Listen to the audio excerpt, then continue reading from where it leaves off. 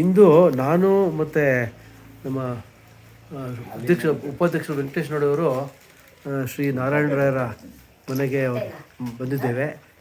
ಅವರು ತಮ್ಮ ಸ್ವಇಚ್ಛೆಯಿಂದ ವೆಂಕಟೇಶ್ ನಾಡೆಯವ್ರಿಗೆ ಆಶ್ರಮಕ್ಕೆ ಈ ಪಂಚೆ ಶಲ್ಯಗಳು ಮತ್ತು ಟವಲುಗಳನ್ನು ನೀಡಿರುತ್ತಾರೆ. ಅವರ ದೇವರ ಮನೆ ಕೂಡ ನಮಗೆ ತೋರಿಸಿರುತ್ತಾರೆ. ಬಹಳ ಚೆನ್ನಾಗಿ ಮಾಡಿದ್ದಾರೆ ದೇವ್ರ ಮನೆ. ಎಲ್ಲ ದೇವರುಗಳ ದರ್ಶನಗಳು ಆಗುತ್ತೆ. ಭಾರತದಲ್ಲಿರುವ ಎಲ್ಲ ತೀರ್ಥಕ್ಷೇತ್ರಗಳ ದರ್ಶನ ಮತ್ತು ಅವರ ಸಾಹಿತ್ಯ ಮತ್ತು ಎಲ್ಲ ತೀರ್ಥಕ್ಷೇತ್ರಗಳಿರುವ ದೇವರುಗಳು ಅದನ್ನೆಲ್ಲ ಅವರು ಇಟ್ಟಿದ್ದಾರೆ ಮನೆಯಲ್ಲಿ. ನೋಡಲಿಕ್ಕೆ ಒಂದು ಭಕ್ತಿ ಬರುವಂತಹ ಸನ್ನಿವೇಶ. ಅವರು ಹೋಗಿ ಬಂದ ತೀರ್ಥಕ್ಷೇತ್ರಗಳ ಬಗ್ಗೆ ನಮಗೆ ಒಂದು ಪರಿಚಯ ಮಾಡಿಸ್ತಾರೆ. ದಯವಿಟ್ಟು ತಾವು ನಮಗೆ ನಿಮ್ಮ ಅನುಭವಗಳನ್ನು ಹಂಚ್ಕೋಬೇಕು ಅಂತ ಕೇಳ್ತಾ ಇದ್ದೀನಿ.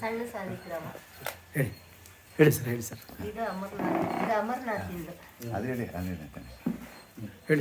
ಈಗ ಸರಿ ಸ್ಟಾರ್ಟ್ ಮಾಡಿ.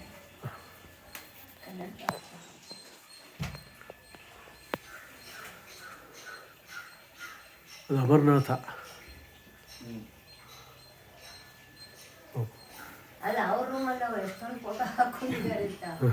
ಲಿಂಗಗಳು ಒಂದು ಲೆಕ್ಕಾಚಾರ ಮಾಡಿದಷ್ಟೇ.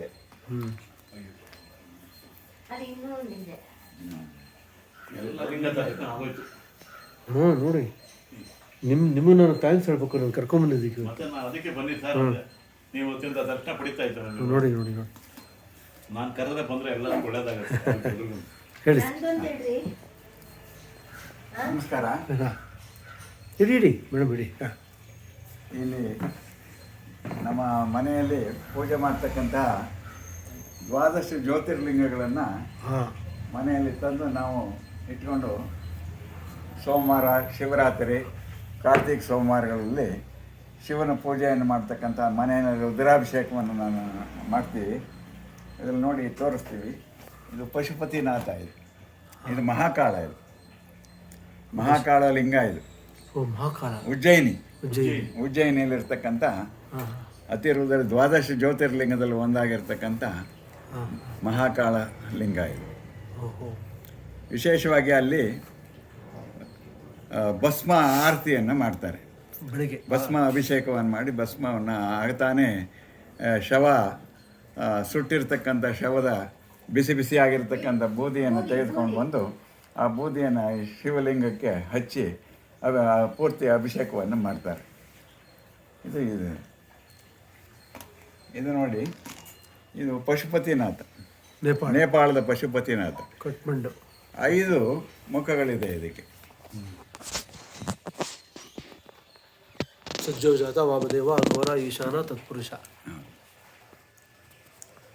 ಇದಲ್ಲಿಂದ ತಂದಿರ್ತಕ್ಕಂಥ ಇದು ಒಂದು ಸ್ಫಟಿಕಲಿಂಗ. ಇದನ್ನು ಕೂಡ ಉಜ್ಜಯಿನಿಯಿಂದ ತಂದಿರತಕ್ಕಂಥದ್ದು ಶುದ್ಧ ಸ್ಫಟಿಕಲಿಂಗ. ಇದು ಶುದ್ಧ ಸ್ಫಟಿಕ ಸಂಕಾಶಂ ಶುದ್ಧ ವಿದ್ಯಾಪ್ರದಾಯಕಂ ಶುದ್ಧಂ ಪೂರ್ಣ ಚಿದಾನಂದಂ ಸದಾಶಿವ ಮೊಹಂ ಭಜೆ ಅಂತಿದೆಯಲ್ಲ. ಅದೇ ರೀತಿಯಾಗಿರ್ತಕ್ಕಂಥ ಎಲ್ಲ ತೀರ್ಥಕ್ಷೇತ್ರದ ಲಿಂಗಗಳನ್ನು ಕೂಡ ನಾವು ಸಂಗ್ರಹ ಮಾಡಿ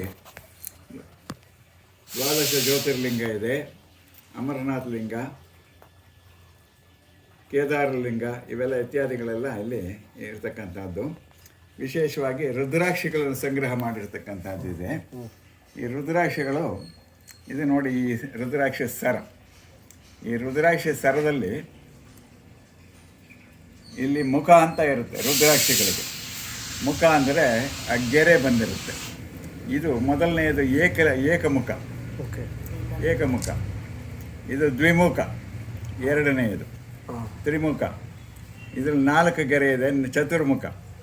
ಇದು ಪಂಚಮುಖಿ. 6 ಮತ್ತು 7, 1ರಿಂದ 7 ತನಕ ಇರತಕ್ಕಂಥ ಮುಖಗಳಿರ್ತಕ್ಕಂಥ ಇದು ರುದ್ರಾಕ್ಷಿಯ ಸಂಗ್ರಹ. ಇದು ಈ ರುದ್ರಾಕ್ಷಿಯನ್ನು ನಾವು ಶಿವನಿಗೆ ಧಾರಣೆ ಮಾಡಿರ್ತೀವಿ ಅಭಿಷೇಕ ಆದ ನಂತರ ಅಲಂಕಾರದಲ್ಲಿ. ಅದೇ ರೀತಿಯಾಗಿರ್ತಕ್ಕಂಥ ಬೇರೆ ಮುಖಗಳನ್ನು ಕೂಡ ನಾವು ಸಂಗ್ರಹ ಮಾಡಿದ್ದೀವಿ. ಇದು ನೋಡಿ, ಭಾಳ ವಿಚಿತ್ರವಾಗಿರ್ತಕ್ಕಂಥದ್ದು. ಇದು ಹಿಮಾಲಯದಿಂದ ಆರ್ಡ್ರ್ ಮಾಡಿ ತರಿಸಿ ಇಟ್ಟಿರ್ತಕ್ಕಂಥದ್ದು. ಕೇಂದ್ರ ಸರ್ಕಾರದ ಪರೀಕ್ಷೆ ಮಾಡಿ ಅದನ್ನು ಸರ್ಟಿಫಿಕೇಟ್ ಕೊಟ್ಟಿರ್ತಾರೆ. ಆ ಸರ್ಟಿಫಿಕೇಟ್ನಲ್ಲಿ ಇದು ಎಷ್ಟು ಮುಖ? 18 ಮುಖ,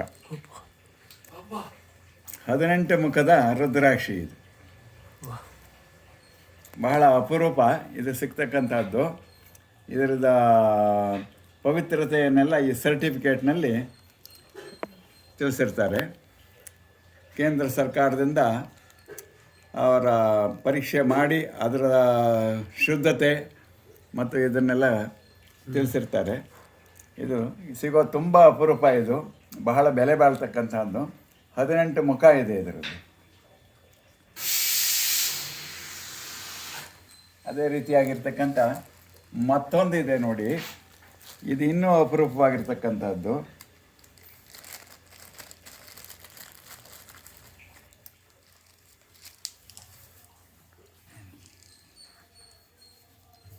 ಈ ರುದ್ರಾಕ್ಷಿ ನೋಡಿ. ಈ ರುದ್ರಾಕ್ಷಿಯಲ್ಲಿ 32 ಮುಖಗಳಿವೆ. 32 ಮುಖದ ರುದ್ರಾಕ್ಷಿ ಇದು.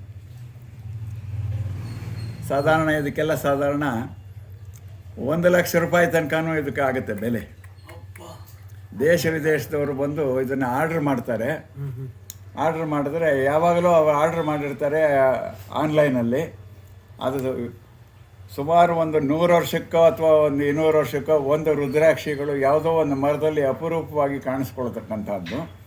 ಆ ರುದ್ರಾಕ್ಷಿಯನ್ನು ಹುಡುಕಿ ತೆಗೆದು ಯಾರು ಆರ್ಡ್ರ್ ಮಾಡಿರ್ತಾರೆ ಅಂಥವ್ರಿಗೆ ಇದನ್ನು ಕಳಿಸ್ತಾರೆ. ಕೆಲವ್ರಿಗೆ ಏನಾಗ್ತಾರೆ, ಅವರು ಬದುಕಿದ್ರೆ ಬದುಕಿರ್ತಾರೆ, ಇಲ್ಲವೇ ಇರೋದಿಲ್ಲ.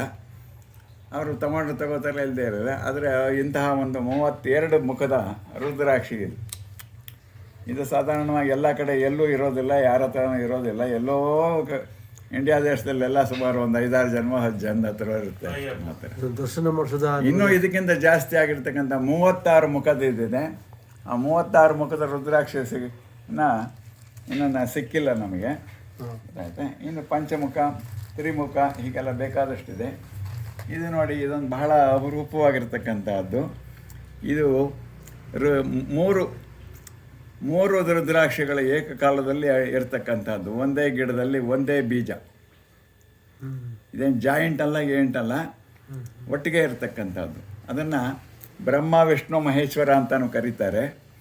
ಪಾರ್ವತಿ, ಪರಮೇಶ್ವರ ಮತ್ತು ಗಣೇಶ ಅಂತಲೂ ಕರೀತಾರೆ.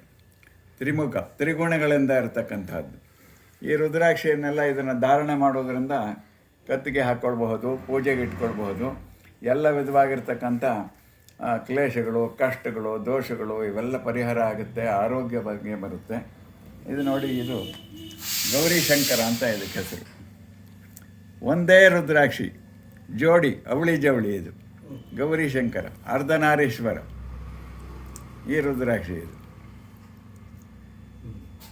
ಇದನ್ನು ಧಾರಣೆ ಮಾಡತಕ್ಕಂಥದ್ರಿಂದ ಮನುಷ್ಯನಿಗೆ ಸಕಲ ವಿಧವಾಗಿರ್ತಕ್ಕಂಥ ಭಗವದ್ ಅನುಗ್ರಹಗಳೆಲ್ಲ ಪ್ರಾಪ್ತಿಯಾಗುತ್ತವೆ, ಲಾಭಗಳಾಗುತ್ತವೆ. ಇಂಥದ್ದೆಲ್ಲ ಇದೆ. ಅದಾಯ್ತಾ? ಏಕಮುಖದ ಇದೆ ಇಟ್ಟಿದ್ದೀನಿ. ಆಯ್ತಲ್ಲ? ಇದಿಷ್ಟು ವಿಶೇಷವಾಗಿರ್ತಕ್ಕಂಥ ಸಂಗ್ರಹಗಳನ್ನು ಮಾಡಿರುವಂಥದ್ದು. ಮತ್ತು ನಾನು ಸ್ಟಾಪ್ ಮಾಡಿ ಅದೊಂದು ಸಣ್ಣ ಕತೆ ಹೇಳ್ಬಿಡ್ತೀನಿ ಕೇಳಿ.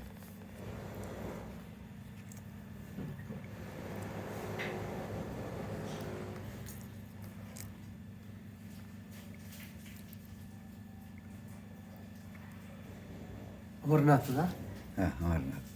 ಹಾಂ, ಹೇಳಿ. ಇದನ್ನು ರೆಕಾರ್ಡ್ ಮಾಡಬೇಡಿ. ಹಾಂ, ಮಾಡಿ. ಅಲ್ಲ, ಹಾಗೆ ನಾನು ಹೇಳ್ತೀನಿ. ಇಲ್ಲ, ಹೇಳಿ, ಪರವಾಗಿಲ್ಲ, ಹೇಳಿ, ಗೊತ್ತಾಗಲಿ ಜನಗಳಿಗೆ. ನಾನು ಒಂದು ಗುರುಗಳ ಹತ್ರ ನಾನು ಶಿಷ್ಯನಾಗಿದ್ದೆ. ಹಾಂ. ಭಾಳ ದಿವಸದಿಂದ ಅಮರನಾಥ ಅನ್ನತಕ್ಕಂಥ ಒಂದು ಪುಣ್ಯಕ್ಷೇತ್ರ ಇದೆ ಅನ್ನೋದನ್ನು ನಾನು ಕೇಳ್ಪಟ್ಟಿದ್ದೆ. ಕೆಲವರು ಹೋಗಿ ಬಂದಿರತಕ್ಕಂಥದ್ದು ಕೂಡ ನನಗೆ ಅವರು ಪರಿಚಯ ಆಗಿತ್ತು. ಆದರೆ ನಾನು ಯಾಕೆ ಹೋಗಬಾರ್ದು ಅಲ್ಲಿಗೆ ಅಂತ ನಾನು ಮನಸ್ಸಿನ ಹೀಗೆ ಬಹಳ ವರ್ಷಗಳಿಂದ ಆಸೆ ಪಡ್ತಾ ಇದ್ದೆ. ಆದರೆ ಯಾವುದೋ ಒಂದು ಸಂದರ್ಭದಲ್ಲಿ ಯಾವುದೋ ಒಂದು ಪೇಪರ್ನಲ್ಲಿ ಹೀಗೆ ಅಮರನಾಥ್ಗೆ ಯಾತ್ರೆಯನ್ನು ಏರ್ಪಾಡು ಮಾಡಿದ್ದಾರೆ ಅಂತ ಮದ್ರಾಸಿನಿಂದ ಮಹಾಲಕ್ಷ್ಮಿ ಯಾತ್ರಾ ಕಂಪನಿಯವರು ಮಾಡಿದರು. ಅದನ್ನು ಓದಿದ ತಕ್ಷಣ ಓಹೋ ಏನಾದರೂ ಆಗಲಿ ನಾನು ಅಮರನಾಥ್ಗೆ ಹೋಗಿ ಇವ್ರ ಜೊತೆ ಯಾತ್ರೆ ಹೋಗೇ ಬಿಡಬೇಕು ಅಂತ ಒಂದು ತೀರ್ಮಾನ ಮಾಡಿ ನಾನು ಸಿದ್ಧವಾದೆ.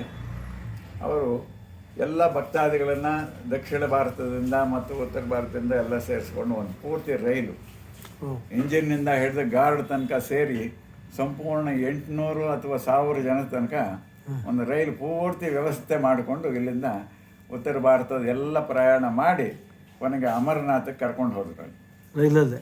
ರೈಲಲ್ಲ ಅಮರನಾಥ ರೈಲ್ ಎಲ್ಲಿವರೆಗೆ ಅಂದರೆ ಪಠಾಣ್ಕೋಟ್ ಮತ್ತು ಜಮ್ಮುವರೆಗೂ ಹೋಗುತ್ತೆ, ಅಲ್ಲಿಂದವರೆಗೂ ಹೋಗುತ್ತೆ. ಅಲ್ಲಿಂದ ಮುಂದಕ್ಕೆ ಬಸ್ಸುಗಳು ಮತ್ತು ಡೋಲಿಗಳು ನಡ್ಕೊಂಡು ಹೋಗುವಂಥವ್ರು, ಕುದುರೆ ಮೇಲೆ ಹೋಗೋದು. ಯಾವ ಇಸ್ವಿ ಹೋಗಿದ್ದು? ಅದು 1976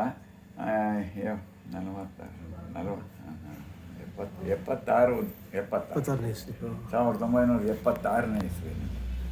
ಆ ಸಂದರ್ಭದಲ್ಲಿ ಏನಾಯಿತು ಅಂದರೆ ಅವಾಗ ಸ್ವಲ್ಪ ಹಣನೂ ಕಡಿಮೆ ಇತ್ತು, ನನ್ನ ಸೌಕರ್ಯನೂ ಇತ್ತು. ಜೊತೆಗೆ ಒಂದು ವರ್ಷ ನಾನು ಕೆಲಸ ಒಂದು ಕಡೆ ಮಾಡ್ತಾ ಇರ್ತಕ್ಕಂಥ ಕೆಲಸ ಅದು ಕಂಪ್ನಿ ಮುಚ್ಚೋಯ್ತದು. ಆ ಕಂಪ್ನಿ ಒಂದು ದಿವಾಳಿ ಆಗೋಯ್ತು. ಆಗ ಒಂದು ವರ್ಷದ ತನಕ ಯಾರಿಗೂ ಕೆಲಸವೂ ಇಲ್ಲ, ಸಂಬಳವೂ ಇಲ್ಲ. ಹಾಗಾಗಿ ಬರೀ ಮನೇಲಿ ಕೂತ್ಕೊಂಡು ಏನು ಮಾಡಬೇಕು, ಇಷ್ಟೊಂದು ಕಷ್ಟ ಆಯ್ತಲ್ಲ ಹಾಗಂತ. ಆವಾಗ ನಾನು ಮದುವೆ ಕೂಡ ಆಗಿದ್ದೆ. ಮೊದಲನೇ ಮಗು ಇತ್ತು, ಎರಡನೇ ಮಗು ಗರ್ಭಿಣಿ ಆಗಿತ್ತು. ನಾನು ಟಿಕೆಟನ್ನು ನಾನು ರಿಸರ್ವ್ ಮಾಡಿ ಕಾದಿರಿಸಿದೆ. ಹೋಗೋ ಸಂದರ್ಭ ಬಂತು, ಹೋಗುವ ತಾರೀಕುವರೆಗೂ ಬಂತು. ನನ್ನ ಪತ್ನಿ ತುಂಬಿದ ಗರ್ಭಿಣಿ. ಆದರೆ ನಾನು ಹೇಗೆ ಯಾತ್ರೆ ಹೋಗೋದು, ಏನು ಕತೆ, ಏನು ಮಾಡೋದು, ಹೇಗೆ ಅಂತ ಯೋಚನೆ ಮಾಡ್ತಾನೆ ಇದ್ದೆ. ಏನಾದರೂ ಇನ್ನೂ ಹೆರಿಗೆ ಆಗಿರಲಿಲ್ಲ. ಏನೇ ಆಗಲಿ ಈ ಸಂದರ್ಭನ ಕಳ್ಕೊಂಬಿಟ್ರೆ ಮತ್ತೆ ಮುಂದಕ್ಕೆ ನಾನು ಹೋಗೋದಕ್ಕೆ ಆಗೋದಿಲ್ಲ. ಆ ಕಾರಣದಿಂದಾಗಿ ಯಾತ್ರೆಯನ್ನು ಹೇಗಾದ್ರು ಮಾಡಿ ನಾನು ಹೋಗಲೇಬೇಕು ಅಂತ ಮನಸ್ಸಲ್ಲಿ ಗಟ್ಟಿ ಮನಸ್ಸು ಮಾಡಿದೆ. ನಾವು ಹೊರಡುವ ದಿವಸಕ್ಕೆ ಸರಿಯಾಗಿ ಸಾಯಂಕಾಲ ರಾತ್ರಿ ರೈಲು ಹತ್ತಬೇಕು, ಮಧ್ಯಾಹ್ನ ಹೆರಿಗೆ ಆಯಿತು. ರೈಲು ಹೊರಡೋ ದಿವಸ ಮಧ್ಯಾಹ್ನ ನನಗೆ 2ನೇ ಹೆಣ್ಣು ಮಗು ಹೆರಿಗೆ ಆಯಿತು. ಆವಾಗ ನನ್ನ ಸಂದರ್ಭ ಹೇಗಿತ್ತು ಅಂದರೆ, ಒಂದು ವರ್ಷದಿಂದ ನನಗೆ ಏನು ಫ್ಯಾಕ್ಟ್ರಿಯಿಂದ ಯಾವ ಸಂಬಳವೂ ಇಲ್ಲ, ಯಾವ ಉತ್ಪತ್ತಿ ಆದಾಯವೂ ಇಲ್ಲದೆ ಇರೋದ್ರಿಂದ ಭಾಳ ಸಂಸಾರದಲ್ಲಿ ಅವಾಗ ಒಂಥರ ತಲೆ ಬಿಸಿ ಬಂದಂಗೆ ಆಗ್ಬಿಟ್ಟಿತ್ತು. ಏನು ಜೀವನ ಹೀಗಾಗೋಯ್ತಲ್ಲ, ಏನಾರು ಹಾಕ್ಕೊಳ್ಳಿ ಅಂತ ಆ ದೇವ್ರ ಸನ್ನಿಧಿಗೆ ಹೋಗೋಣ, ಅದನ್ನಾರು ನೋಡೋಣ ಅಂತ ತೀರ್ಮಾನ ಮಾಡಿಕೊಂಡಿದ್ದೆ. ಸಾಕಷ್ಟು ಹಣ ಸಹಾಯನೂ ಇತ್ತು. ಅದರಿಂದ ಹಣದಿಂದ ನಾನು ಪ್ರಯಾಣಕ್ಕೆ ನಿಶ್ಚಿತ ಆದೆ. ನಾನು ಹೊರಡೋ ಸಂದರ್ಭದಲ್ಲಿ ಹೋಗಿ ಮಗುವನ್ನು ನೋಡಿಕೊಂಡು ವಾಪಸ್ ರೈಲ್ವೆ ಸ್ಟೇಷನ್ಗೆ ಬರಬೇಕಾಗಿತ್ತು. ಇವಳು ಅಳ್ತಾ ಇದ್ಲು, ನನ್ನ ಪತ್ನಿ. ಅವರು ನರ್ಸ್ಗಳು ಕೇಳಿದ್ರು, ಏನಮ್ಮ ಈಗ ತಾನು ಹೆರಿಗೆ ಆಗಿದೆ, ಕಣ್ಣೀರು ಯಾಕೆ ಹಾಕ್ತೀಯ ನೀನು, ಹೀಗೆಲ್ಲ ಅಳಬಾರ್ದು, ಸಂತೋಷವಾಗಿರಬೇಕು ಅಂತ. ಇಲ್ಲ, ನಮ್ಮ ಯಜಮಾನರು ತೀರ್ಥಯಾತ್ರೆ ಹೊರಟಿದ್ದಾರೆ. ತೀರ್ಥಯಾತ್ರೆ ಹೋಗ್ತಾರೆ. ಎಲ್ಲಿಗೆ ಹೋಗ್ತಾರಮ್ಮ? ಹಿಮಾಲಯಕ್ಕೆ ಹೋಗ್ತಾರೆ. ಹಿಮಾಲಯಕ್ಕ? ಅವ್ರಿಗೆ ಬುದ್ಧಿ ಸರಿ ಇದೆಯಾ? ಹೋಗಿ ಅಲ್ಲ ಈ ಮಗು ಹೆರಿಗೆ ಆಗಿರುವಾಗ ಇಲ್ಲಿ ಅವ್ರೇನು ನಿಮ್ಮ ಬಿಟ್ಬಿಟ್ಟು ಹೊಟ್ಟೋಗ್ತಾ ಇದ್ದಾರೆ ಅವರು? ಇಲ್ಲ ತೀರ್ಥಯಾತ್ರೆಗೆ ಹೋಗ್ತಾ ಇದ್ದಾರೆ. ಅದು ಒಂದು ರೀತಿ ಆಗಿರುತ್ತೆ, ಜನಗಳಲ್ಲಿ ಅದು ಕುತೂಹಲ ಉಂಟಾಗ್ತಕ್ಕಂಥ ಪರಿಸ್ಥಿತಿ, ಸನ್ನಿವೇಶ. ಆ ಸನ್ನಿವೇಶದಲ್ಲಿ ಪ್ರಯಾಣ ಮಾಡಿ ಎಲ್ಲ ಭಕ್ತಾದಿಗಳೆಲ್ಲ ಸೇರಿ ಎಲ್ಲರ ಜೊತೆ ಆನಂದವಾಗಿ ಸಂತೋಷವಾಗಿ ಭಜನೆ ಇತ್ಯಾದಿ ಎಲ್ಲ ಮಾಡಿಕೊಂಡು ಊಟ ತಿಂಡಿಗಳೆಲ್ಲ ಅವರು ಬಹಳ ಚೆನ್ನಾಗಿ ಏರ್ಪಾಡು ಮಾಡಿದರು. ಆ ತೀರ್ಥಯಾತ್ರೆಯಲ್ಲಿ ಹೋಗಿ ಕೊನೆಗೆ ನನ್ನ ಒಂದು ಕಠಿಣವಾದ ನಿರ್ಧಾರ ಏನಿತ್ತು ಅಂತಂದರೆ, ನನಗೆ ಕೆಲಸವೂ ಇಲ್ಲ, ಸಂಪಾದನೆಯೂ ಇಲ್ಲ, ಮನೇಲಿ ಸಂಸಾರ ನಡೆಸೋದಕ್ಕಷ್ಟೇ, ಹೆಂಡತಿ ಮಕ್ಕಳುಗಳು ಬೇರೆ ಇದೆ. ಇಂಥ ಜೀವನ ಇರೋದಕ್ಕಿಂತ ನನ್ನ ಕೈಲಿ ಆಗೋದಿಲ್ಲ, ಇನ್ನು ನನ್ನ ಪ್ರಾಣವನ್ನೇ ಕಳ್ಕೋಬೇಕು ಅಂತ ನಾನು ಹಠ ಕಟ್ಕೊಂಡು ಹೋಗಿದ್ದೆ. ಅಲ್ಲಿ ದೇವರ ಸನ್ನಿಧಿಗೆ ಹೋಗೋದಕ್ಕೆ ಎಲ್ಲ ಅಲ್ಲಿ ತನಕ ಕುದುರೆಗಳೆಲ್ಲ ಮಾಡಿಕೊಂಡು 3-4 ದಿವಸ ಪ್ರಯಾಣ, ಅಲ್ಲಲ್ಲಿ ನಿಂತ್ಕೊಂಡು ವಿಶ್ರಾಂತಿ ತೆಗೆದುಕೊಂಡು ಎಲ್ಲ ಮಾಡಿಕೊಂಡು ಹೋದೆ. ಅನಂತರ ಏನಾಯಿತು ಅಂದರೆ, ಅದು ಗುರು ಪೂರ್ಣಿಮಾ, ಗುರುಗಳ ದರ್ಶನ ಮಾಡ್ತಕ್ಕಂಥ, ಅದು ವ್ಯಾಸ ಪೂರ್ಣಿಮಾ, ಬುದ್ಧ ಪೂರ್ಣಿಮಾ ಎಲ್ಲ ಇರತಕ್ಕಂಥ ಒಳ್ಳೆಯ ಪುಣ್ಯ ದಿವಸದಲ್ಲಿ ಪೂರ್ಣಿಮಾ ದಿವಸ ಸಾಯಂಕಾಲ ಅಲ್ಲಿ ದರ್ಶನ ಆಗ್ತಕ್ಕಂಥದ್ದು. ಆಗಿನ ಕಾಲದಲ್ಲಿ ಆ ಇಸ್ವಿಯಲ್ಲಿ ಹೆಚ್ಚಿನ ಸೌಕರ್ಯಗಳು ಏನು ಏರ್ಪಾಡಾಗಿರಲಿಲ್ಲ. ಅಲ್ಲಿ ದೇವಸ್ಥಾನ ಏನು ಗುಹೆಯನ್ನು ಹೆಚ್ಚು ಇಂಪ್ರೂವ್ ಮಾಡಿರಲಿಲ್ಲ. ಆದರೆ ನಾನು ಇದ್ದಿದ್ದಲ್ಲಿ ಹೋದ್ವಿ. ಸಾಯಂಕಾಲ ಸಮಯ ಆದ್ದರಿಂದ ಯಾರೂ ಇರಲಿಲ್ಲ ಅಲ್ಲಿ. ಯಾರೋ ಅಲ್ಲೊಬ್ಬರು ಕೂತಿದ್ರು, ಒಬ್ಬರು ಪೂಜಾರಿಗಳು ಪುರೋಹಿತರು ಯಾರೋ ಒಬ್ಬರು. ಆಮೇಲೆ ನಾನು ಕೇಳಿದೆ ಅವನ್ನ, ಸ್ವಾಮಿ ಏನು ಸ್ವಾಮಿ, ನಾವು ಇಲ್ಲಿಂದ ನಾನು ಬೆಂಗಳೂರಿಂದ ಹೊರಡುವಾಗಲೇ ಹಾಲು, ಮೊಸರು, ಜೇನುತುಪ್ಪ, ಸಕ್ಕರೆ, ವಿಭೂತಿ, ಬಿಲ್ಪತ್ರೆ ಇತ್ಯಾದಿ ಎಲ್ಲ ಇಲ್ಲಿಂದ ತೆಗೆದುಕೊಂಡು ಪಂಚಾಮೃತ ಅಭಿಷೇಕವನ್ನು ಮಾಡಬೇಕು, ರುದ್ರಾಭಿಷೇಕ ಮಾಡಬೇಕು ಲಿಂಗಕ್ಕೆ ಅಂತ ನಾನು ತೀರ್ಮಾನ ಮಾಡಿ ಹೊರಟಿದ್ದೆ. ಆದರೆ ಡೆಲ್ಲಿಗೆ ಹೋಗೋ ಹೊತ್ತಿಗೆ ನನ್ನ ಬಿಲ್ಪತ್ರೆ ಎಲ್ಲ ಕೊಳ್ತೋಗಿತ್ತು, ಕೆಟ್ಟೋಗಿತ್ತು. ಡೆಲ್ಲಿನಲ್ಲಿ ಬಿರ್ಲಾ ಭವನದಲ್ಲಿ ಬಹಳ ದೊಡ್ಡ ದೊಡ್ಡ ಒಂದೊಂದು ಎಲೆಗಳು ವಿಶಿಷ್ಟಗಳ ವೀಳ್ಯದೆಲೆ ಅಷ್ಟಗಲ ಇರುತ್ತೆ ಬಿಲ್ಪತ್ರೆಗಳು. ಅಂತಹ ಬಿಲ್ಪತ್ರೆಗಳನ್ನು ನಾನು ಅಲ್ಲಿ ಡೆಲ್ಲಿಯಲ್ಲಿ ನಾನು ಅದನ್ನು ಸಂಗ್ರಹ ಮಾಡಿ ಒಂದು ಕವರ್ನಲ್ಲಿ ಹಾಕ್ಕೊಂಡು ತಗೊಂಡು ಹೋದರೆ ಹೇಗಿತ್ತೋ ಅವತ್ತಿನ ದಿವಸ ತನಕ ಹಾಗೇ ಹೆಸರಿಗೆ ಅಷ್ಟೇ ಚೆನ್ನಾಗಿತ್ತು ಆ ಬಿಲ್ಪತ್ರೆಗಳು. ಆಮೇಲೆ ಅಲ್ಲಿಂದ ಕಾಶ್ಮೀರದಲ್ಲಿ ಹಾಲು, ಮೊಸರು ಎಲ್ಲ ಕೊಂಡ್ಕೊಂಡೆ. ವಿಭೂತಿ, ಸಕ್ಕರೆ, ಭಸ್ಮ ಮತ್ತು ದೀಪದ ಆರತಿಯ ಬತ್ತಿಗಳು, ತುಪ್ಪದ ಬತ್ತಿ, ಗಂಧದ ಕಡ್ಡಿ ಇವೆಲ್ಲ ಇತ್ತು, ಕರ್ಪೂರ ಇತ್ತು. ಸ್ವಾಮಿ ಪೂಜೆ ಮಾಡಬೇಕು ಅಂತ ನಾನು ಕೇಳಿದೆ. ಮಾಡ್ಕೊಳ್ಳಿ, ನಾವೇ ಮಾಡ್ಬೋದಾ? ನೀವೇ ಮಾಡ್ಕೊಳ್ಳಿ ಅಂತ ಹೇಳಿದೆ. ಸರಿ, ಅದು ವಿಪರೀತ ಚಳಿ ಇತ್ತು. ಪ್ಯಾಂಟು, ಕೋಟು, ಜರ್ಕಿನ್ನು ಇತ್ಯಾದಿ ಎಲ್ಲ ಹಾಕ್ಕೊಂಡಿದ್ದೆ. ಕಾಲಿಗೆ ಪ್ಲ್ಯಾಸ್ಟಿಕ್ ಕವರು, ಸಾಕ್ಸು ಎಲ್ಲ ಹಾಕ್ಕೊಂಡಿದ್ವಿ. ಅದರ ಮೇಲಿಂದ ಮಾಡಬೇಕಲ್ಲ, ಹೇಗೆ ಮಾಡೋದು ಅಂತ ವಿಚಾರ ಮಾಡಿದೆ. ಮೇಲಕ್ಕೆ ಹತ್ತೋದಕ್ಕೆ ಪ್ರಯತ್ನ ಮಾಡಿದ್ರೆ 2-3 ಸರಿ ಜಾರಿ ಬಿದ್ದೋದ. ಆ ಲಿಂಗ ಕೆಳಗಡೆಯಿಂದ ವಿಶಾಲವಾಗಿ ಒಳ್ಳೆ ಹೀಗೆ ಗೋಪುರವಾಗಿ ಬರುತ್ತೆ. ಸರಿ, ಜಾರಿ ಬಿದ್ದೋದ್ರೂ ಕೂಡ ಪುನಃ ಮಾತಿ ಎದ್ದು ಆ ಲಿಂಗವನ್ನೇ ಗಟ್ಟಿಯಾಗಿ ಹಿಡ್ಕೊಂಡು ತಬ್ಕೊಂಡು ಅದ್ರ ಮೇಲತ್ತಿ ಅದ್ರ ಮೇಲ್ಗಡೆಯಿಂದ ನಾನು ಹಾಲಾಭಿಷೇಕ ಮತ್ತು ಭಸ್ಮಾಭಿಷೇಕ ಎಲ್ಲ ಮಾಡಿದೆ. ಆರತಿಯನ್ನೆಲ್ಲ ಮಾಡ್ತಾ ಇದ್ದೆ. ಆರತಿಯನ್ನು ಮಾಡುವ ಸಂದರ್ಭದಲ್ಲಿ ನೋಡಿ, ಇದು ಆರತಿ ಮಾಡ್ತಾ ಇರ್ತಕ್ಕಂಥ ಫೋಟೋ ಇದು. ಅಲ್ಲಿ ಕರೆಂಟಿನ ದೀಪ ಇರಲಿಲ್ಲ, ಕತ್ತಲೆ ಆಗಿತ್ತು. ಆದರೂ ಕೂಡ ಆರತಿ ಮಾಡುವ ದೀಪವನ್ನು ಕಾಣಿಸುತ್ತೆ ನಿಮಗೆ. ಸ್ವಯಂ ನಾನೇ ಪೂಜೆಯನ್ನು ಮಾಡಿ ರುದ್ರವನ್ನು ಹೇಳಿ ಪಠಣ ಮಾಡಿ ರುದ್ರಾಭಿಷೇಕವನ್ನು ಹಿಮಲಿಂಗ ಬಹಳ ಉದ್ದವಾಗಿ ಅವತ್ತಿನ ಸಂದರ್ಭದಲ್ಲಿ ಮೇಲ್ಗಡೆ ಹೋಗಿ ಆ ಮೇಲ್ಗಡೆಯ ಆ ಕಲ್ಲಿನ ಪದರಕ್ಕೆ ಹೋಗಿ ತಗಲಿ ಸುಮಾರು 12 ಅಡಿ ಉದ್ದ. ಅಷ್ಟು ಉದ್ದವೂ ಕೂಡ ವಿಶಾಲವಾಗಿರ್ತಕ್ಕಂಥ ದೊಡ್ಡ ಲಿಂಗ ಇರ್ತದೆ. ಆ ಲಿಂಗದ ಅಭಿಷೇಕವನ್ನು ಮಾಡಿ ಮನಸ್ಸು ಸಂತೋಷವಾಯಿತು. ಕಣ್ಣೀರು ಹಾಕಿದೆ. ಹೌದು, ಕಣ್ಣೀರು ಹಾಕಿದೆ, ಭಜನೆಗಳನ್ನೆಲ್ಲ ಮಾಡಿದೆ. ಆನಂತರ ಆಮೇಲೆ ನನ್ನ ಜೊತೆ ಯಾರೂ ಇರಲಿಲ್ಲ. ಅವತ್ತಿನ ದಿವಸ ಏನಾರಾಗಲಿ ನಾನು ಇಲ್ಲಿ ಅಲ್ಲಿ ಒಂದು ನದಿ ಹರಿಯುತ್ತೆ, ಅಮರಧಾರ ಅಂತ, ಅಮೃತವಾಹಿನಿ. ಅಮೃತವೇ ಅಲ್ಲಿ ಆ ಪರಮೇಶ್ವರನೇ ಅಮೃತ ಸ್ವರೂಪಿಯಾಗಿ ಹರಿತಕ್ಕಂಥದ್ದು ಜನಗಳಿಗೋಸ್ಕರ. ಆ ಸಂದರ್ಭದಲ್ಲಿ ಅಲ್ಲಿ ನಾನು ವಾಪಸ್ ಹೋಗೋದು ಬೇಡ, ಎಲ್ಲರೂ ಬೆಟ್ಟದಿಂದ ಬಿದ್ದು ಸತ್ತೋಗೋಣ ಅಂತ ತೀರ್ಮಾನ ಮಾಡಿಕೊಂಡೆ. ಆ ಕ್ಷಣ ಮಾತ್ರದಲ್ಲಿ ನೋಡಿ ಏನಾಯಿತು ಅಂದರೆ, ನನಗೆ ನೋಡಿ ಇದೊಂದು ವಿಶೇಷವಾದ ಫೋಟೋ. ಈ ಫೋಟೋದಲ್ಲಿ ನಾನು ಆರತಿ ಮಾಡ್ತಾ ಇರುವಾಗ ಈ ಮಧ್ಯದಲ್ಲಿ ನಿಮ್ಗೆ ಒಂದು ಬಿಳಿಯ ಬಣ್ಣದಲ್ಲಿ ಒಂದು ಪ್ರತ್ಯೇಕ ಕಾಣಿಸುತ್ತೆ. ಅಲ್ಲಿ ಈಗ ಅಷ್ಟಕ್ಕೆ ಈ ಫೋಟೋದಲ್ಲಿ ನಿಮಗೆ ಕಾಣಲ್ಲ.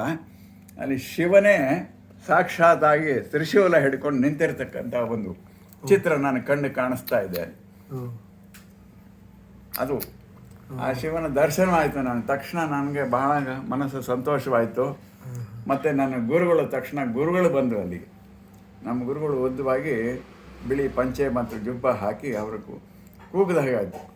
ನನ್ನ ಹೆಸರು ನಾಣಿ ಅಂತ. ಓ ನಾಣಿ ಅಂತ, ಏನಿದೆ ನನಗೆ ಏನೋ ನಮ್ಮ ಗುರುಗಳು ಕರೆದ ಹಾಗಾಗ್ತಾ ಇದ್ದಿಲ್ಲ, ಧ್ವನಿ ಏನು ಕಥೆ ಇದೆ ಹೀಗೆ ಅಂದ್ಬಿಟ್ಟು ಸುತ್ತಮುತ್ತ ನೋಡ್ತೀನಿ. ಎಲ್ಲಿ ಆ ಲಿಂಗದಲ್ಲೇ ಗುರು ದರ್ಶನ ಆಗ್ತು. ಶಿವನ ದರ್ಶನ ಆದ ತಕ್ಷಣ ಗುರು ದರ್ಶನ ಆಗ್ತಾಯಿತ್ತು ಅಲ್ಲಿ. ಆಮೇಲೆ ನಾನು ಕೇಳುವಾಗ, ನಾಣಿ ತಕ್ಷಣ ನೀನು ವಾಪಸ್ ಬಾ ಮನೆಗೆ, ನಾನಿದ್ದೀನಿ, ನಾನು ನೋಡ್ಕೋತೀನಿ, ನೀನು ಸೀದಾ ಮನೆಗೆ ವಾಪಸ್ ಬಾ ಅಂತ ಧ್ವನಿ ಬಂತು. ಆ ಧ್ವನಿಯನ್ನು ಆಧರಿಸಿ ಆ ತಕ್ಷಣವೇ ನಾನು ಅಯ್ಯೋ ಗುರುದೇವ ಅಂತ ಅಲ್ಲೇ ಬಿದ್ದು ಒದ್ದಾಡಿ ಕೇಳಿ ಎಲ್ಲ ಉರುಳಾಡಿಬಿಟ್ಟೆ ನಾನು.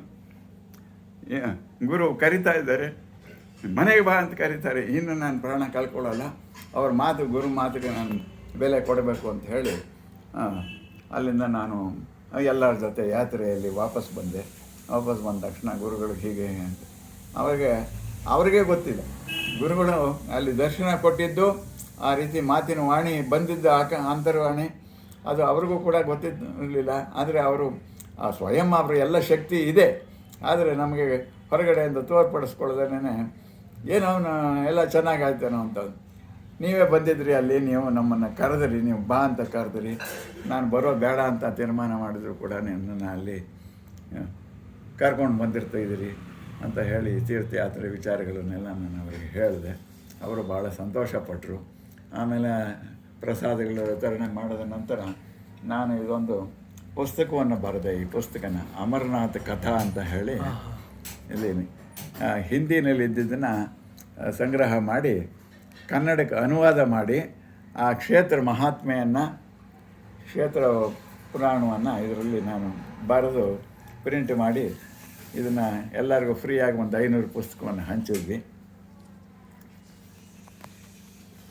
ಇದು ನೋಡಿ ಅಮರನಾಥ ಲಿಂಗ ಇದು. ಆದರೆ ಅನೇಕ ಸಾರಿ ಪ್ರತಿ ವರ್ಷವೂ ಹೋಗ್ತಕ್ಕಂಥವ್ರಿಗೆ ಈ ಲಿಂಗ ದರ್ಶನ ಆಗೋದೇ ಇಲ್ಲ. ಯಾಕೆ ಅಂದರೆ ಬಹಳ ಚಿಕ್ಕದಾಗಿ 1 ಅಡಿ ಇರುತ್ತೆ, 2 ಅಡಿ ಇರುತ್ತೆ, ಅಥವಾ ಸಣ್ಣ ಸಣ್ಣ ಬರೀ ಒಂದು ಕಡ್ಡಿ ಆಗಿರುತ್ತವೆ, ಈ ಬೆಳೆದೇ ಇರೋದಿಲ್ಲ, ಎಲ್ಲ ಕರ್ಗೋಗ್ಬಿಡುತ್ತೆ. ಇತ್ತೀಚೆಗಂತೂ ಈ ಪರಿಸರ ಮತ್ತು ಹೊರಗಿನ ಈ ಉಷ್ಣಾಂಶಗಳ ವ್ಯತ್ಯಾಸ ಆಗಿ ಎಲ್ಲ ಅಲ್ಲಿ ಲಿಂಗವೇ ಆಗದೇ ಇದೆ. ಈ ವರ್ಷ ಅಂತೂ ಈ ಕ್ರೋಧಿ ನಾಮ ಸಂವತ್ಸರದಲ್ಲಿ ಈ 2024ರಲ್ಲಿ ಲಿಂಗವೇ ಇಲ್ಲ, ಖಾಲಿ ನೆಲ ಆಗೋಗಿದೆ ಅಲ್ಲಿ.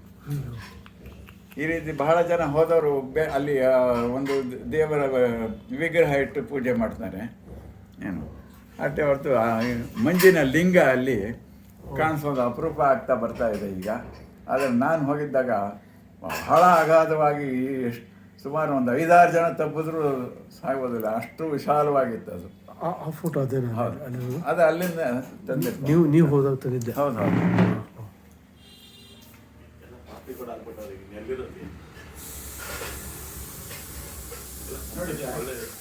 ಈ ಫೋಟೋಗೂ ನಿಮ್ಗೆ ಏನು ವ್ಯತ್ಯಾಸ, ಎಷ್ಟು ಚೆನ್ನಾಗಿ ಕಾಣಿಸುತ್ತೆ. ಒಬ್ಬನೇ ಫೋಟೋಗ್ರಾಫರ್ ಅಲ್ಲಿ ಇದ್ದ, ಅವ್ನು ತೆಗೆದವನು ಒಬ್ಬ ಇದ್ದ ಕೂತಿದ್ದ ಅಲ್ಲಿ ಒಬ್ಬ. ಅವ್ನು ಎಲ್ಲಿಂದ ಬಂದ ಅನ್ಕತೀಯೋ, ಸ್ವಾಮಿ ನಾವು ಒಂದು ಫೋಟೋ ತೆಗಿತೀವಿ ನಿಮ್ದು ಅಂದ. ತೆಗಿಯಪ್ಪ ಅಂತ ಹೇಳಿದ್ವಿ. ಈ ಫೋಟೋಗೂ ಆ ಫೋಟೋಗೂ ವ್ಯತ್ಯಾಸ ಬಲಗಡೆ ಚಿತ್ರದಲ್ಲಿ ಆ ಪ್ರಭೆ ನಾವು ಆರ ಮತ್ತೆ ಹ್ಯಾಲೋ ಅಂತೀವಲ್ಲ ಇಂಗ್ಲಿಷ್, ಅದು ಶಿವನ ದರ್ಶನ. ನಿಮಗೆ ಅಲ್ಲಿ ವ್ಯಕ್ತಿ ಕಾಣಿಸ್ತಾ ಇತ್ತು. ಅಲ್ಲ, ನೀವು ಬಹಳ ಪುಣ್ಯವಂತರು. ನಿಮ್ಮನ್ನು ನೋಡಿದ ನಾವು ಪುಣ್ಯವಂತರು. ಇವತ್ತೇ ಗೊತ್ತಾಗಿದ್ದು ನಿಮಗೆ ಈ ಅನುಭವ ನಮ್ಗೆ ಇವತ್ತೇ ಗೊತ್ತಾಗಿದ್ದು. ನಮ್ಮ ನಾಯ್ಡು ಅವರು ನನ್ನ ಕರ್ಕೊಂಡ್ಬಂದರು, ಅವ್ರಿಗೂ ನಾನು ಭಾಳ ಧನ್ಯವಾದ ಹೇಳ್ತೀನಿ. ನೀವು ನಮ್ಮ ಜೊತೆ ಈ ಒಂದು ಅಪೂರ್ವವಾದ ಆಧ್ಯಾತ್ಮಿಕವಾದ ಒಂದು ಅನುಭವನ ಹಂಚ್ಕೊಂಡಿದ್ದಕ್ಕೆ ನೀವು ಋಣಿಯಾಗಿರ್ತೀವಿ. ಇದನ್ನು ನಾನು ನನ್ನ ಚಾನಲಲ್ಲಿ ಕಳಿಸ್ತೀನಿ. ದೇವರು ನಿಮ್ಮಿಂದ ಎಲ್ರಿಗೂ ಒಳ್ಳೆಯದಾಗಲಿ. ನಮಸ್ಕಾರ. ಶಿವಾಯ.